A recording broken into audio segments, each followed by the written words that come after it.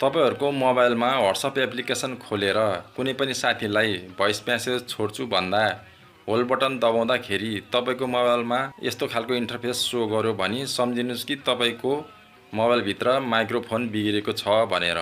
यो microphone setting गडबड हुँदाखेरि मोबाइलभित्रका जति पनि माइक्रोफोनबाट चल्ने उपकरणहरू सबै बन्द हुन्छन्। तसर्थ यसलाई सेटिङ मिलाउन पर्ने हुन्छ। हामीले मोबाइल चलाउने क्रममा बाइ मिस्टेक सेटिङ बिगार्न सकिन्छ र मोबाइल आफैमा पनि सेटिङ बिग्रेर बसेको हुन सक्छ। आजको भिडियो अन्तर्गत रहेर मैले सेटिङलाई कसरी मिलाउने भन्ने विषयमा तपाईहरुलाई आफ्नो मोबाइलको थ्रु जानकारी दिन लागिरहेको छु।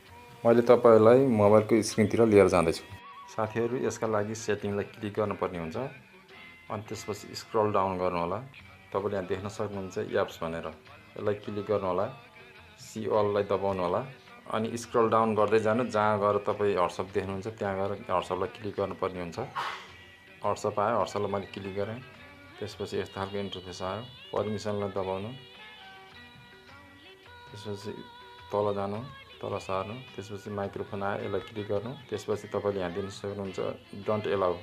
त्यही भएर पो हाम्रो माइक्रोफोनले काम नगरेको हो। डोन्ट एलाउमा गएर बसेको हुनाले हामीले चाहिँ एलाउ ओन्ली व्हाइल युजिङ एप्सलाई क्लिक गरिदिनुस्। त्यसपछि यहाँ आएर बस्छ। अब तपाईले चाहिँ अरु कुनै साथीलाई भोइस मेसेज गरेर चेक गर्न सक्नुहुन्छ।